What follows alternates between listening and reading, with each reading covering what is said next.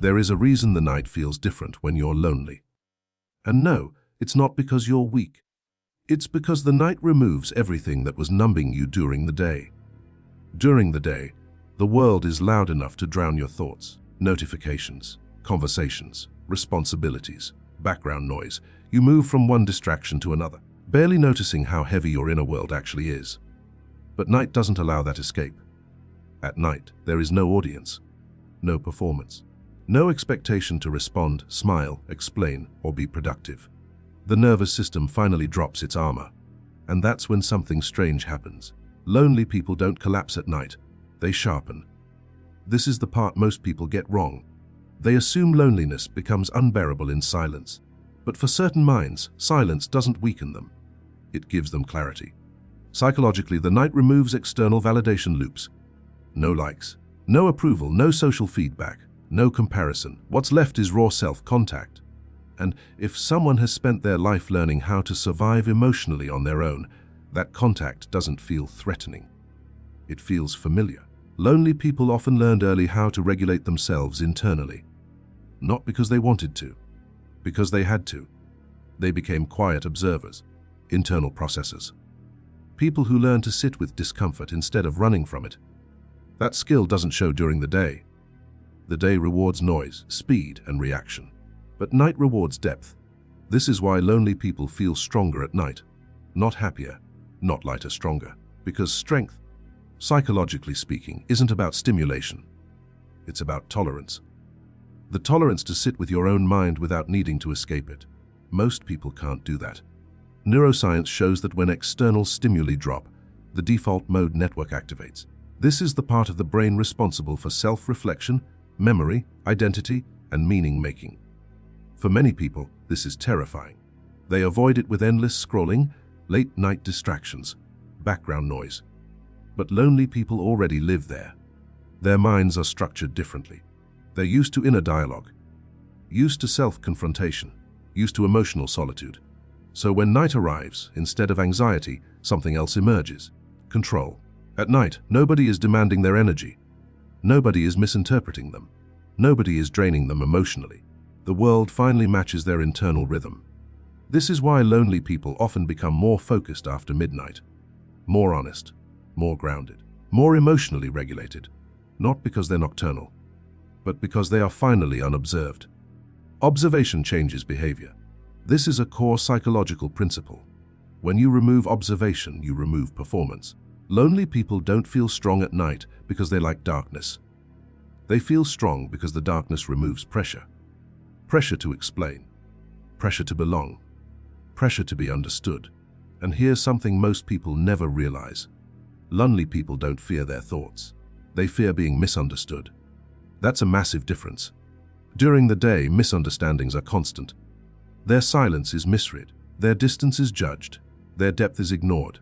But at night, there is no misinterpretation, only truth. This is also why lonely people often experience emotional breakthroughs at night, not emotional breakdowns. They connect patterns. They replay conversations. They notice inconsistencies.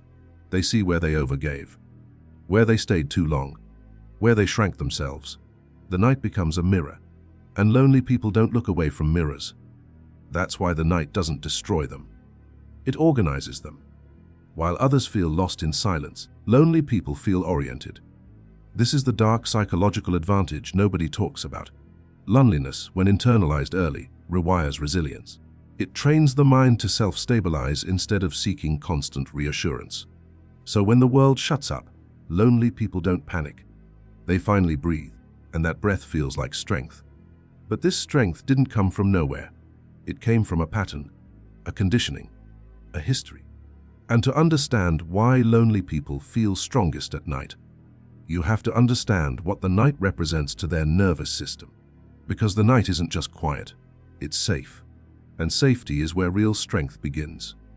To understand why lonely people feel stronger at night, you have to stop looking at loneliness as an emotion and start looking at it as a conditioning. Loneliness, for many people, was not a phase they entered later in life. It was a state they adapted to early. Not always because they were abandoned, not always because something dramatic happened, but because emotional availability around them was inconsistent. Sometimes people were present. Sometimes they weren't. Sometimes care was there. Sometimes it vanished. And the nervous system learned a rule that never left. Do not rely too much. Do not expect consistency. Do not be loud with your needs, so they learn to go inward. Psychology calls this internal regulation. But what it really means is this: they became their own emotional anchor. During childhood, night often becomes the first safe space. No demands, no expectations, no social roles, just silence. For a child who felt misunderstood, ignored, or emotionally unseen during the day, night wasn't scary. It was relieving. This is where the pattern forms. The brain links darkness with safety, quiet with control, stillness with relief. So when that child grows up, the body remembers. The day activates vigilance. The night activates grounding. This is why lonely adults don't fear night. Their nervous system relaxes when stimulation drops. Most people experience anxiety in silence because their minds are underdeveloped internally. They outsourced regulation to other people, validation, noise, distraction. When that disappears, they feel exposed. Lonely people never outsourced regulation. They couldn't. They learned to scan their inner world instead of the outer one. This creates a very specific psychological structure. They are highly self-aware, highly reflective, highly tolerant of emotional discomfort. So when night arrives and the world goes quiet, they don't collapse, they consolidate. This is also why lonely people often think more clearly at night. Not because the mind is sharper, but because interference is gone. No emotional interference, no social feedback loops, no comparison triggers, just signal. And lonely minds are built for signal. This is when they process what they ignored during the day. The small disrespect, the subtle imbalance, the emotional labor they carried silently. They don't explode about it, they integrate it.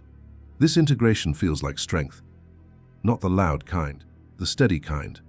Another truth people don't like hearing is this: lonely people don't fear being alone at night because they already know how to survive emotional absence. They survived it before they had language for it. So the dark doesn't scare them. It feels familiar, and familiarity to the nervous system equals safety. That's why lonely people don't numb themselves at night. They don't need to. They sit with their thoughts because they trust themselves with them. This trust didn't come from confidence. It came from repetition. Years of handling emotions internally. Years of learning that nobody was coming to rescue them emotionally. Years of proving to themselves that they could endure. That endurance becomes power when silence arrives. And here's the part that changes how you see everything. Lonely people don't feel stronger at night because the world is gone. They feel stronger because they finally arrive. The version of them that doesn't have to adjust, perform, explain, shrink. The night removes the social mirror. And without that mirror, identity stabilizes. This is why lonely people often make big internal decisions at night. They realize what they can't tolerate anymore, what they've outgrown, what they need to let go of. And those decisions stick because they weren't made under pressure. They were made in clarity. This is also why lonely people often wake up calmer after a heavy night. They processed instead of suppressed. Strength isn't feeling nothing. Strength is feeling fully without being destabilized. And lonely people have practiced that their entire lives. But this strength has a cost. It isolates them further.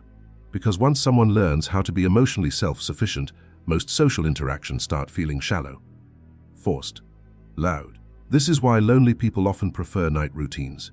Reading, walking, thinking, creating. These activities don't drain them, they align them. The night doesn't give lonely people energy. It stops stealing it. And that difference matters. Because strength isn't about adding more. It's about removing what weakens you. And for lonely people, the night removes everything unnecessary. Which brings us to the most misunderstood part of all. Lonely people don't want to be lonely. They just refuse to live in environments that constantly dysregulate them. So when night comes, and the world finally matches their internal quiet, they feel something rare: alignment. And alignment feels like power. Once lonely people start feeling stronger at night, something irreversible begins to happen inside them. Not overnight, not dramatically, but slowly, quietly, the way real psychological change always happens. They stop needing permission to feel okay. During the day, the world constantly pulls at them. Conversations, expectations, unspoken emotional contracts. Roles they didn't volunteer for but somehow ended up playing. And even when nothing is wrong on the surface, their nervous system stays alert. Reading rooms, tracking tone, adjusting energy. But at night, all of that collapses. No audience, no feedback, no emotional labor, just presence. And presence does something dangerous to a person who's been emotionally self-reliant for too long. It makes them realize how little they actually need. This is where independence stops being a coping mechanism and starts becoming an identity. Lonely people don't wake up one day and decide to be independent. Independence grows out of repeated proof. Proof that they can regulate themselves. Proof that they can survive discomfort without reaching outward. Proof that they can sit with unanswered questions and not fall apart. Night becomes the training ground. Every quiet evening reinforces the same internal message. I'm okay without noise. I'm okay without reassurance. I'm okay without being chosen. And once that message settles, validation loses its power. This is why lonely people often stop chasing explanations. They stop asking, why, from others. They stop trying to be understood by people who don't listen. They already understand themselves. This internal understanding becomes dangerous to environments built on dependency. Because dependent people seek relief. Independent people seek alignment. And alignment doesn't beg. This is also why lonely people become selective with their time after a while. Not arrogant, not cold, selective. They notice how certain interactions leave them drained while solitude leaves them clear. They notice how some conversations feel like emotional debt instead of exchange. And once you notice that difference, you can't unsee it. Night strengthens this awareness. Because without distraction, patterns become obvious. They see who only shows up when they need something, who disappears when things get quiet, who listens just enough to respond but not enough to understand. And instead of confronting it emotionally, lonely people do something else. They withdraw, not as punishment, as self-preservation. This withdrawal isn't impulsive, it's deliberate. Night gives them the space to evaluate without pressure. This is why lonely people rarely make emotional decisions in the heat of the moment. They wait. They process, they let the nervous system settle. Then they choose. And their choices tend to be final. Another reason lonely people feel stronger at night is because identity becomes stable when no one is watching. During the day, identity flexes. At work, with family, with friends. You're always adjusting slightly. But at night, there's no adjustment. You don't have to explain your silence. You don't have to justify your mood. You don't have to translate your inner world into something digestible. You exist as you are. This consistency builds a strong sense of self. And once someone has that, they become hard to manipulate. They don't panic when ignored. They don't chase closure. They don't confuse attention with value. Because their sense of worth isn't externally regulated anymore. This is also why lonely people often scare others without trying to. They don't react the way people expect. When something ends, they don't beg. When someone leaves, they don't collapse. When plans fall apart, they don't scramble. They adjust internally, and that calm unsettles people who rely on external anchors. People assume loneliness equals weakness. But the truth is the opposite. Loneliness, when processed over time, creates emotional muscle. Muscle built through repetition, through nights spent thinking instead of escaping, through silence instead of distraction. This muscle doesn't make lonely people happier all the time. It makes them steadier, and steadiness is more powerful than happiness. Because happiness fluctuates, steadiness endures. This is why lonely people often feel like old souls. Not because they're wise by nature, but because they've been forced to metabolize life internally for a long time. They don't rush into new connections. They don't romanticize attention. They don't confuse intensity with intimacy. Night sharpens this discernment. Because when you're alone with your thoughts regularly, fantasy dies quickly. Reality becomes clear, and clarity changes behavior. Lonely people start choosing fewer people, fewer words, fewer attachments. But what they choose deeply. This is also where many people misunderstand lonely strength. They think lonely people don't need anyone. That's not true. They just refuse to need people who destabilize them. They understand something most people don't want to face. Needing someone who doesn't see you is worse than being alone. And once that truth settles into the nervous system, it never leaves. Night doesn't create this realization. It reveals it. This is why lonely people often protect their nights fiercely. They don't fill them with random noise. They don't escape into chaos. Because night is where they reset, where they reclaim themselves from the day, where they remind themselves that they are whole even in silence. And over time, this creates a person who moves differently in the world. Quieter, more grounded, less reactive. Not because they stopped caring, but because they stopped bleeding energy. And this brings us to the final uncomfortable truth. Lonely people feel stronger at night because that's when they're least compromised. No social pressure. No emotional performance. No need to be anything other than what they are. That's not darkness. That's clarity.